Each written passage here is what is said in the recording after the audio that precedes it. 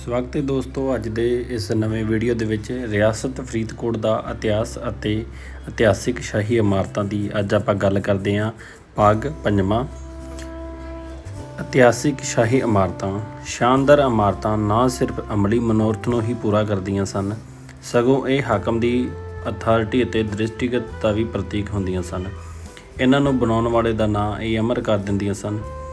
ਇਸ ਲਈ ਅਕਸਰ ਹਰ ਹਾਕਮ ਆਪਣੇ ਪੂਰਵਜਾਂ ਦੀਆਂ ਬਣਾਈਆਂ ਇਮਾਰਤਾਂ ਨਾਲ ਸਬਰ ਨਹੀਂ ਕਰਦੇ ਸਨ, ਭਾਵੇਂ ਇਹ ਕਿੰਨੀਆਂ ਹੀ ਸੋਹਣੀਆਂ ਅਤੇ ਕਾਫੀ ਕਿਉਂ ਨਾ ਹੋਣ। ਹਰ ਹਾਕਮ ਨਵੀਆਂ ਇਮਾਰਤਾਂ ਆਪਣੀ ਯਾਦਗਾਰੀ ਲਈ ਬਣਵਾਉਣਾ ਚਾਹੁੰਦਾ ਸੀ, ਜੋ ਸਿਰਫ ਉਸ ਦੇ ਨਾਂ ਨਾਲ ਜੁੜੀਆਂ ਹੋਣ ਅਤੇ ਉਸ ਦੇ ਨਾਮ ਨਾਲ ਜਾਣੀਆਂ ਜਾਣ। ਫਰੀਦਕੋਟ ਦੇ ਰਾਜੇ ਵੀ ਇਸ ਕੰਮ ਵਿੱਚੋਂ ਦੂਜਿਆਂ ਰਾਜਿਆਂ ਨਾਲੋਂ ਪਿੱਛੇ ਨਹੀਂ ਸਨ, ਭਾਵੇਂ ਕਿ ਇਹਨਾਂ ਦੀ ਆਮਦਨ ਦੇ ਸੋਮੇ ਦੂਸਰਿਆਂ ਰਾਜਿਆਂ ਨਾਲੋਂ ਬਹੁਤ ਘੱਟ ਸੀ। ਰਿਆਸਤ ਫਰੀਦਕੋਟ ਦਾ ਇੱਕ ਵਿਲੱਖਣਤਾ ਇਸ ਦਾ ਇਤਿਹਾਸਿਕ ਇਮਾਰਤਾਂ ਦੀ ਬਹੁਤਾਤ ਹੈ।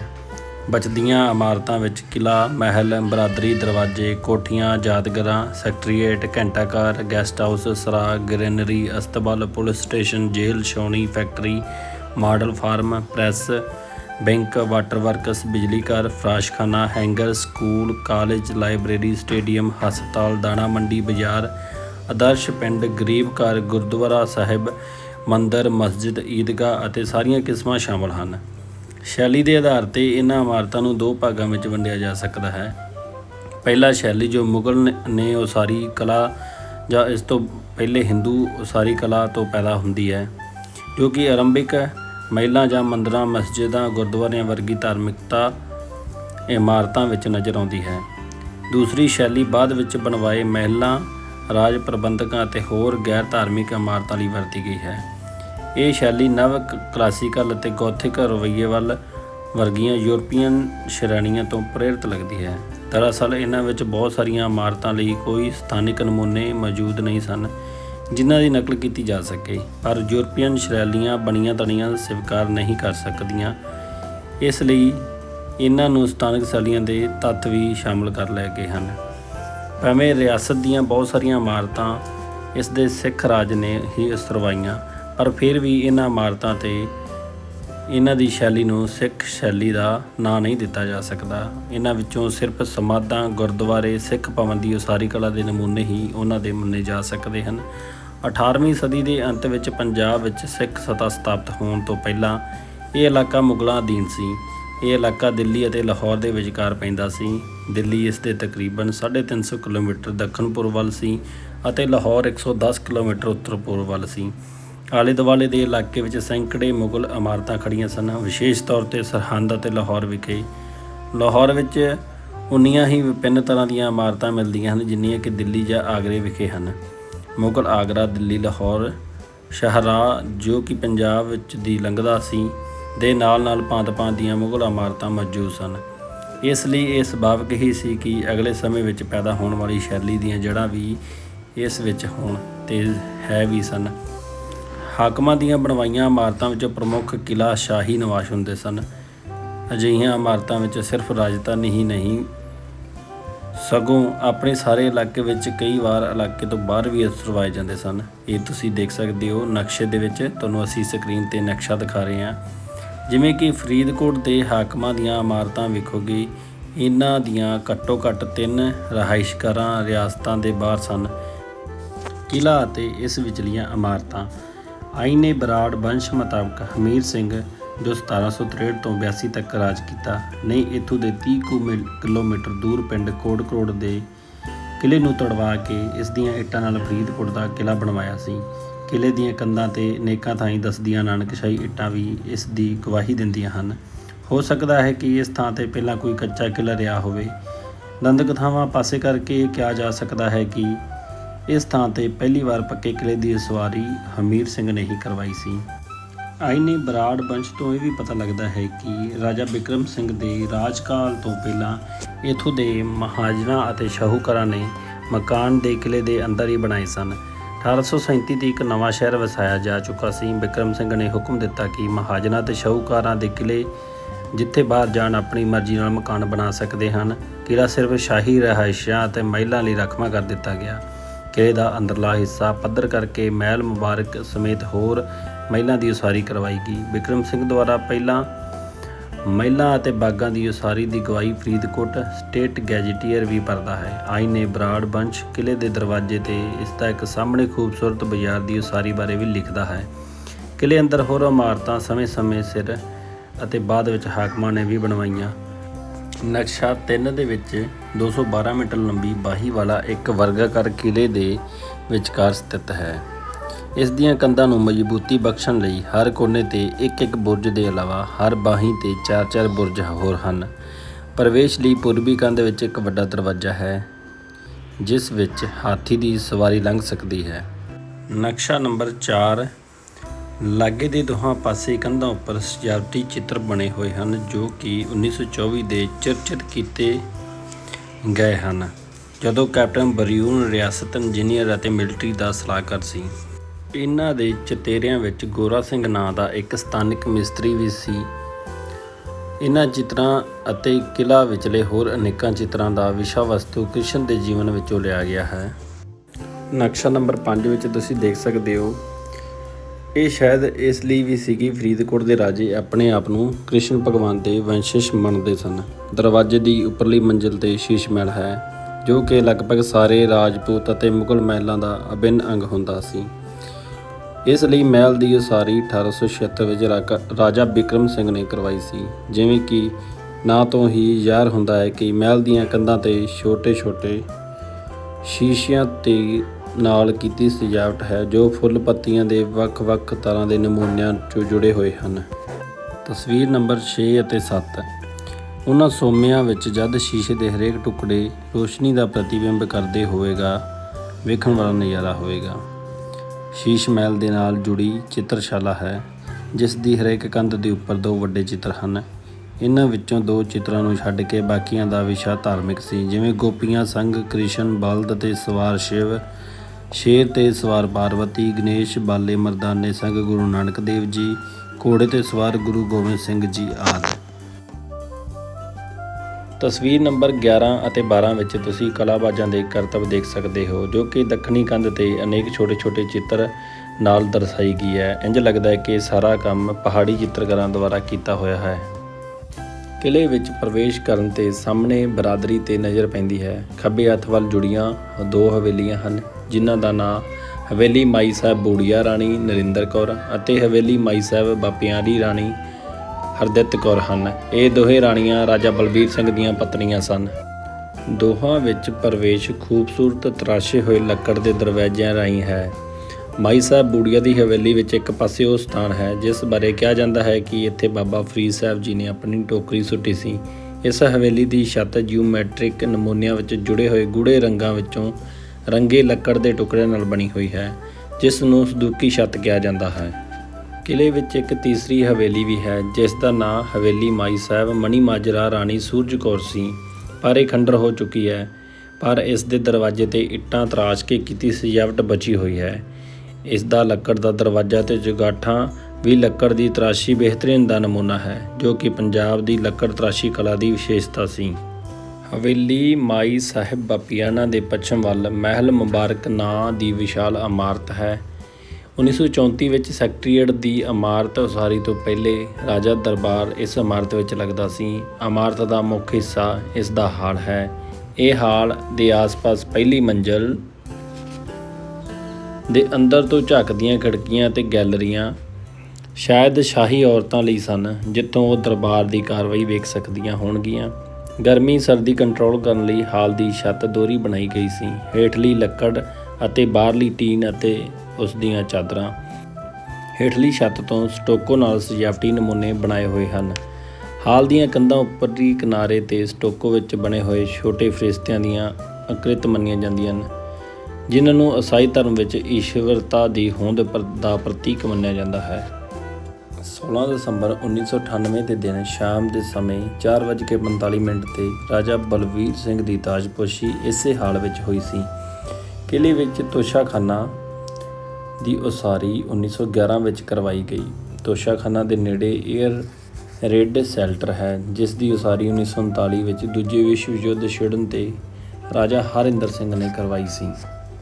ਕਿਲ੍ਹੇ ਦਾ ਅੰਦਰਲਾ ਸ਼ਾਹੀ ਗੁਰਦੁਆਰਾ ਦਰਵਾਜ਼ੇ ਦੇ ਉੱਤਰ ਵੱਲ ਹੈ। ਭਾਵੇਂ ਇਸ ਦੀ ਨੀਂਹ ਪੱਥਰ 13 ਦਸੰਬਰ 1920 ਦੇ ਦਿਨ ਰੱਖਿਆ ਗਿਆ ਹੈ। ਰਾਜਾ ਬਲਵੀਰ ਸਿੰਘ ਦੀ ਡਾਇਰੀ ਵਿੱਚ ਲਿਖਿਆ ਮਿਲਦਾ ਹੈ ਕਿ ਉਸ ਨੂੰ 25 ਜਨਵਰੀ 1900 ਦੇ ਦਿਨ ਗੁਰਦੁਆਰਾ ਸਾਹਿਬ ਵਿੱਚ ਅੰਮ੍ਰਿਤ ਛਕਾਇਆ ਗਿਆ ਸੀ। ਉਹ ਗੁਰਦੁਆਰਾ ਪੁਰਾਤਨ ਹੋਵੇਗਾ।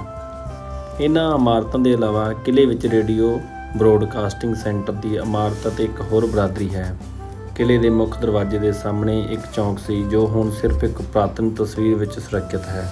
1972 ਵਿੱਚ ਜਦੋਂ ਫਰੀਦਕੋਟ ਦਾ ਜ਼ਿਲ੍ਹਾ ਬਣਾਇਆ ਗਿਆ ਤਾਂ ਜ਼ਿਲ੍ਹੇ ਦੇ ਸਾਰੇ ਨਵੇਂ ਦਫ਼ਤਰ ਕਿਲ੍ਹੇ ਦੀਆਂ ਇਮਾਰਤਾਂ ਵਿੱਚ ਸਥਾਪਿਤ ਕਰ ਦਿੱਤੇ ਗਏ, ਜੋ ਕਿ ਲਗਭਗ 1996 ਤੱਕ ਰਹੇ। ਇਸ ਸਮੇਂ ਦੌਰਾਨ ਕਿਲ੍ਹੇ ਦੀਆਂ ਇਮਾਰਤਾਂ, ਖਾਸ ਤੌਰ 'ਤੇ ਮਹਿਲ ਮੁਬਾਰਕ ਦਾ ਕਾਫੀ ਨੁਕਸਾਨ ਹੋਇਆ। ਹੁਣ ਇਹ ਕਿਲ੍ਹਾ ਮਹਾਰਵਨ ਖਵਾਜੀ ਟਰੱਸਟ ਦੇ ਅਧੀਨ ਹੈ। ਆਮ ਦਰਸ਼ਕਾਂ ਨੂੰ ਅੰਦਰ ਜਾਣ ਦੀ ਮਨਾਹੀ ਹੈ। ਕਿਲ੍ਹਾ ਅਤੇ ਕੋਟਕਪੂਰਾ ਹਵੇਲੀ।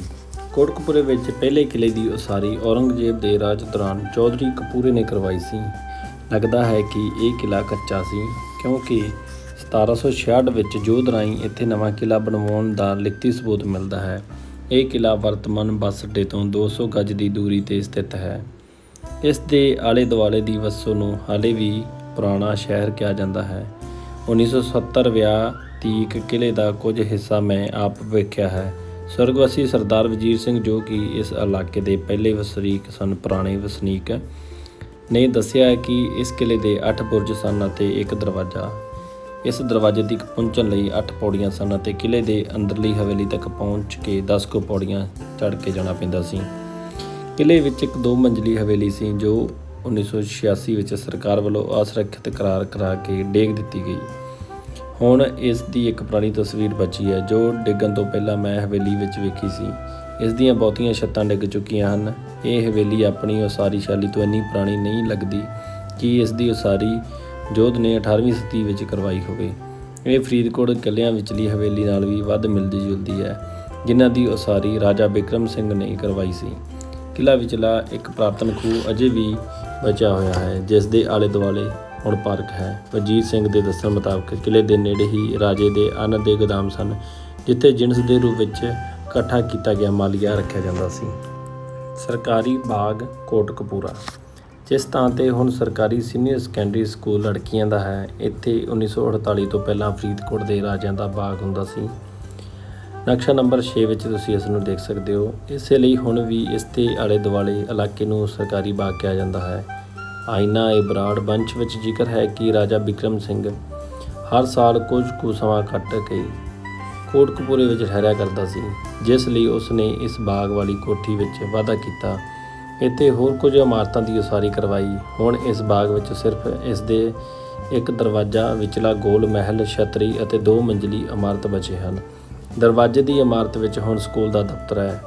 ਇਸ ਦਰਵਾਜ਼ੇ ਦੇ ਸਾਹਮਣੇ ਹੀ 2 ਮੰਜ਼ਲੀ ਗੋਲ ਮਹਿਲ ਹੈ, ਜਿਸ ਦੀ ਹਾਲਤ ਬਹੁਤ ਚੰਗੀ ਨਹੀਂ। ਭਾਵੇਂ ਪਿੱਛੇ ਜਿਹੇ ਸ਼ਹਿਰ ਵਿੱਚ ਪਤਵੰਤੇ ਸ਼੍ਰੀ ਰਕੇਸ਼ ਕੁਮਾਰ ਨੇ ਇਸ 'ਤੇ ਪੈਸਾ ਖਰਚ ਕਰਕੇ ਇਸ ਦੀ ਮੁਰੰਮਤ ਵੀ ਕਰਵਾਈ, ਪਰ ਇਸ ਇਮਾਰਤ ਦੇ ਬਾਹਰ ਚਬੂਤਰੇ ਉੱਪਰ ਇੱਕ ਸੰਗਮਰਮਰ ਦੀ ਛਤਰੀ ਹੈ, ਜਿਸ ਨੂੰ ਕੋਟਕਪੂਰੇ ਵਾਸੀ ਰਾਜਾ ਵਜ਼ੀਰ ਸਿੰਘ ਦੀ ਸਮਾਧ ਕਹਿ ਕੇ ਵੀ ਪੂਜਦੇ ਹਨ। ਪਰ ਰਾਜਾ ਵਜ਼ੀਰ ਸਿੰਘ ਦੀ ਖੂਬਸੂਰਤ ਸਮਾਧ ਤਾਂ ਕੁਰੂਕਸ਼ੇਤਰ ਦੇ ਨੇੜੇ ਥਨੇਸਰ ਵਿਖੇ ਮਿਲਦੀ ਹੈ। ਗੋਲ ਮਹਿਲ ਦੇ ਨੇੜੇ ਹੀ ਖਸਤਾ ਹਾਲਤ ਵਿੱਚ ਇੱਕ ਹੋਰ 2 ਮੰਜ਼ਲਾ ਇਮਾਰਤ ਹੈ, ਜਿਸ ਬਾਰੇ ਕਿਹਾ ਜਾਂਦਾ ਹੈ ਕਿ ਇਹ ਸ਼ਾਹੀ ਹਮਾਮ ਹੈ। ਰਾਜ ਮਹਿਲ ਫਰੀਦਕੋਟ। ਉੱਚੀ ਚਾਰਦੀਵਾਰੀ ਨਾਲ ਘਿਰਿਆ ਰਾਜ ਮਹਿਲ ਅਨੇਕਾਂ ਇਮਾਰਤਾਂ ਦਾ ਸਮੂਹ ਹੈ, ਜਿਸ ਵਿੱਚ ਕੇਂਦਰੀ ਮਹਿਲ, ਤਸਵੀਰ ਘਰ, ਬਰਾਦਰੀ, ਗੁਰਦੁਆਰਾ, 2 ਸਵਿਮਿੰਗ ਪੂਲ, ਆਮ ਵਰਤੋਂ ਦੀਆਂ ਕੁਝ ਇਮਾਰਤਾਂ। ਜਦ ਪਹਿਲੇ ਪਹਿਲ ਇਹ ਰਾਜ ਮਹਿਲ ਉਸਾਰਿਆ ਗਿਆ ਤਾਂ ਇਸ ਵਿੱਚ ਪ੍ਰਵੇਸ਼ ਅਤੇ ਉਸ ਪ੍ਰਭਾਵਸ਼ਾਲੀ ਦਰਵਾਜ਼ੇ ਵਿੱਚੋਂ ਦੀ ਸੀ, ਜਿਸ ਨੂੰ ਬਾਅਦ ਵਿੱਚ ਬਲਵੀਰ ਹਸਪਤਾਲ ਅਤੇ ਹੁਣ ਲਾਇਬ੍ਰੇਰੀ ਵਿੱਚ ਤਬਦੀਲ ਕੀਤਾ ਜਾ ਚੁੱਕਾ ਹੈ। ਕਹਿੰਦੇ ਹਨ ਕਿ ਇਸ ਮਹਿਲ ਦੀ ਉਸਾਰੀ ਮਗਰੋਂ ਰਾਜੇ ਦਾ ਪਰਿਵਾਰ ਵਿੱਚ ਕੁਝ ਮੌਤਾਂ ਹੋ ਗਈਆਂ, ਜਿਸ ਦੇ ਕਰਕੇ ਇਸ ਦਾ ਮੁੱਖ ਦਰਵਾਜ਼ੇ ਨੂੰ ਅਸ਼ੁਭ ਮੰਨਿਆ ਗਿਆ। ਇਸ ਨੂੰ ਬੰਦ ਕਰਕੇ ਮਹਿਲ ਵਿੱਚ ਪ੍ਰਵੇਸ਼ ਠੰਡੀ ਸੜਕ ਵੱਲੋਂ ਦੀ ਕਰ ਦਿੱਤਾ ਗਿਆ। ਮੁੱਖ ਮਹਿਲ 2 ਭਾਗਾਂ ਵਿੱਚ ਹੈ, ਜਿਨ੍ਹਾਂ ਨੂੰ ਇੱਕ ਪੋਰਚ ਨਾਲ ਜੋੜਦਾ ਹੈ ਅਤੇ ਦੂਜਾ ਵਿੱਚ ਮੁੱਖ ਪ੍ਰਵੇਸ਼ ਪੂਰਬ ਦਿਸ਼ਾ ਵੱਲ ਸੀ। ਪਹਿਲੇ ਭਾਗ ਵਿੱਚ ਵੱਡੇ ਹਾਲ ਦੁਆਰਾ ਬਣੀਆਂ 2 ਮੰਜ਼ਲਾਂ ਦੀ ਇਮਾਰਤ ਹੈ। ਦੱਖਣ ਵਾਲੇ ਪਾਸੇ ਨਾਲ ਜੁੜਿਆ ਡਾਂਸ ਹਾਲ 1937 ਤੋਂ 40 ਦੇ ਨੇੜੇ ਤੇੜੇ ਉਸਾਰਿਆ ਗਿਆ ਸੀ। ਮਹਿਲ ਦੇ ਪੱਛਮ ਵਾਲਾ ਹਿੱਸਾ ਇੱਕ ਹਾਲ ਦੁਆਲੇ ਕਮਰਿਆਂ ਦਾ ਸਮੂਹ ਹੈ, ਜਿਸ ਦੇ ਬਾਹਰ ਖੁੱਲ੍ਹਾ ਵਿਹੜਾ ਹੈ ਅਤੇ ਵਿਹੜੇ ਹੇਠ ਤਹਿਖਾਨਾ ਹੈ। ਇਹ ਪੱਛਮੀ ਹਿੱਸੇ ਦੀ ਉਸਾਰੀ ਰਾਜਾ ਬਿਕਰਮ ਸਿੰਘ ਦੇ ਸਮੇਂ ਹੀ ਕੁੰਵਰ ਬਲਵੀਰ ਸਿੰਘ ਨੇ ਕਰ ਦਿੱਤੀ ਗਈ ਸੀ। ਪੂਰਬੀ ਹਿੱਸਾ ਰਾਜਾ ਬਲਬੀਰ ਸਿੰਘ ਦੇ ਰਾਜਕਾਲ ਸਮੇਂ ਦੌਰਾਨ ਦੋਹਾਂ ਭਾਗਾਂ ਨੂੰ ਜੋੜਨ ਵਾਲਾ ਪੋਰਚ ਦੀਆਂ ਕੰਧਾਂ ਉੱਪਰ ਚੂਨੇ ਦੀ ਤਰਾਸ਼ੀ ਹੋਈ ਸਜਾਵਟ ਹੈ। ਮੁੱਖ ਮਹਿਲ ਅਤੇ ਉਸ ਦੀ ਡਿਊਟੀ ਯੂਰਪ ਵਿੱਚ ਪ੍ਰਚਲਿਤ ਉਸਾਰੀ ਸ਼ੈਲੀ ਦੇ ਗੋਥਿਕ ਰਿਵਾਈਵਲ ਵਿੱਚ ਹੈ, ਜਿਸ ਦਾ ਮੁੱਖ ਤੱਤ ਸਨ ਭੀੜੀਆਂ, ਨਕੋਦਰ ਡਾਟਾਂ, ਉੱਚੇ ਤਿੱਖੇ ਬੁਰਜ। ਫਰੀਦਕੋਟ ਰਿਆਸਤ ਵਿੱਚ ਰਾਜ ਮਹਿਲ ਤੋਂ ਇਲਾਵਾ ਘੰਟਾਘਰ, ਕੋਠੀ, ਦਰਬਾਰਗੰਜ ਵੀ ਇਸੇ ਸ਼ੈਲੀ ਵਿੱਚ ਉਸਾਰੇ ਗਏ ਸਨ। ਮਹਿਲ ਦੀ ਉਸਾਰੀ ਦੀ ਬਰਾਦਰੀ ਹੈ। ਤਸਵੀਰ ਘਰ ਛੋਟੇ ਜਿਹੇ ਬੰਗਲੇ ਦੇ ਰੂਪ ਵਿੱਚ 2 ਮੰਜ਼ਲੀ ਇਮਾਰਤ ਹੈ। ਸ਼ਾਇਦ ਇਹ ਇੱਕ ਤਰ੍ਹਾਂ ਦੀ ਆਰਟ ਗੈਲਰੀ ਹੋਵੇਗੀ ਜਿਸ ਵਿੱਚ ਸ਼ਾਹੀ ਪਰਿਵਾਰ ਦੀਆਂ ਤਸਵੀਰਾਂ ਹੋਣਗੀਆਂ, ਜਿਸ ਕਾਰਨ ਇਸ ਦਾ ਨਾਂ ਤਸਵੀਰ ਘਰ ਪੈ ਗਿਆ। ਰਾਜ ਮਹਿਲ ਦੀ ਉਸਾਰੀ ਕਿਸ਼ਤਾਂ ਵਿੱਚ ਹੋਈ ਸੀ। ਵਿਚਲੇ ਮੁੱਖ ਪਹਿਲ ਦਾ ਪੱਛਮੀ ਭਾਗ ਬਿਕਰਮ ਸਿੰਘ ਦੇ ਹੁਕਮਾਂ ਨਾਲ ਉਸਾਰਿਆ ਗਿਆ। ਇਸ ਦਾ ਪੂਰਬੀ ਹਿੱਸਾ ਡਿਊਟੀ ਰਾਜਾ ਬਲਬੀਰ ਸਿੰਘ ਦੇ ਕਾਰਜਕਾਲ ਵਿੱਚ ਉਸਾਰੀ ਗਈ। ਡਾਂਸ ਹਾਲ ਰਾਜਾ ਹਰਿੰਦਰ ਸਿੰਘ ਨੇ ਬਣਵਾਇਆ। ਪਤਾ ਨਹੀਂ ਕਿਸ ਆਧਾਰ 'ਤੇ 2 ਲੇਖਕ ਬੜੌਦਾ ਦਾ ਮਹਾਰਾਜਾ ਅਤੇ ਫਿਲਿਪ ਦਾ ਡੇਵਿਸ ਆਪਣੀ ਕਿਤਾਬ ਵਿੱਚ ਰਾਜ ਮਹਿਲ ਦੀ ਉਸਾਰੀ ਕਰਨ ਵਾਲੇ ਮਿਸਤਰੀ ਦਾ ਨਾਂ ਜਗਤ ਸਿੰਘ ਲਿਖਿਆ ਹੈ। ਕੌਂਸਲ ਕੋਠੀ ਫਰੀਦਕੋਟ। ਇਹ ਕੋਠੀ ਰਾਜ ਮਹਿਲ ਦੇ ਪੂਰਬ ਵੱਲ ਨਵੇਂ ਬਲਬੀਰ ਹਸਪਤਾਲ ਦੇ ਸਾਹਮਣੇ ਸਥਿਤ ਹੈ, ਪਰ ਇਸ ਵਿੱਚ ਵਰਤਮਾਨ ਪ੍ਰਵੇਸ਼ ਪੰਚਵਟੀ ਵੱਲੋਂ ਹੈ। ਰਾਜਾ ਬੀਰਜ ਇੰਦਰ ਸਿੰਘ ਅਤੇ ਰਾਜਾ ਹਰਿੰਦਰ ਸਿੰਘ ਦੀ ਨਾਬਾਲਗੀ ਦੌਰਾਨ ਪ੍ਰਬੰਧਕੀ ਕੌਂਸਲ ਦੀ ਇਸ ਇਮਾਰਤ ਤੋਂ ਕੰਮਕਾਜ ਚਲਾਉਂਦੀ ਸੀ, ਇਸ ਲਈ ਇਸ ਦਾ ਨਾਂ ਕੌਂਸਲ ਕੋਠੀ ਪੈ ਗਿਆ। ਹੁਣ ਇਸ ਵਿੱਚ ਰਾਜਾ ਹਰਿੰਦਰ ਸਿੰਘ ਦੇ ਭਤੀਜੇ ਕੁੰਵਰ ਪ੍ਰਤਿੰਦਰ ਸਿੰਘ ਦਾ ਪਰਿਵਾਰ ਰਹਿੰਦਾ ਹੈ। ਆਇਨਾ ਏ ਬਰਾੜ ਵੰਸ਼ ਵਿੱਚ ਲਿਖਿਆ ਹੈ ਕਿ ਰਾਜਾ ਬਲਬੀਰ ਸਿੰਘ ਨੇ ਆਪਣੇ ਭਰਾ ਕੁੰਵਰ ਗਜਇੰਦਰ ਸਿੰਘ ਲਈ ਇੱਕ ਵਸੀਹ ਅਹਾਤਾ ਔਰ ਬਾਗ ਔਰ ਆਲੀਸ਼ਾਨ ਮਹਿਲਾਤ ਤਮੀਰ ਕਰਵਾਏ। ਸ਼ਾਇਦ ਹਵਾਲਾ ਇਸੇ ਇਮਾਰਤ ਦਾ ਹੈ, ਪਰ ਗਜਇੰਦਰ ਸਿੰਘ ਸੰਖੇਪ ਜਿਹੀ ਬਿਮਾਰੀ ਮਗਰੋਂ 1900 ਵਿੱਚ ਫੌਤ ਹੋ ਗਿਆ। ਜਦ 1906 ਵਿੱਚ ਰਾਜਾ ਬਲਬੀਰ ਸਿੰਘ ਵੀ ਬੇਔਲਾਦਾ ਪੂਰਾ ਹੋ ਗਿਆ ਤਾਂ ਗੱਦੀ 'ਤੇ ਗਜਇੰਦਰ ਸਿੰਘ ਦੇ ਨਾਬਾਲਗ ਪੁੱਤਰ ਬ੍ਰਿਜਿੰਦਰ ਸਿੰਘ ਨੂੰ ਬਿਠਾਇਆ ਗਿਆ। ਜੁਬਲੀ ਸਿਨੇਮੇ ਦੇ ਪੁਰਾਤਨ ਨਕਸ਼ੇ ਵਿੱਚ ਇਸ ਕੋਠੀ ਨੂੰ ਇੰਦਰ ਨਿਵਾਸ ਦੇ ਨਾਂ ਨਾਲ ਦਰਸਾਇਆ ਗਿਆ ਹੈ। ਫੇਰੀ ਕਾਟੇਜ ਬੀੜ ਚਹਿਲ। ਇਹ ਇਮਾਰਤ ਫਰੀਦਕੋਟ ਸ਼ਹਿਰ ਤੋਂ 6 ਕਿਲੋਮੀਟਰ ਦੂਰ ਪਿੰਡ ਚਹਿਲ ਦੇ ਨੇੜੇ ਹੈ।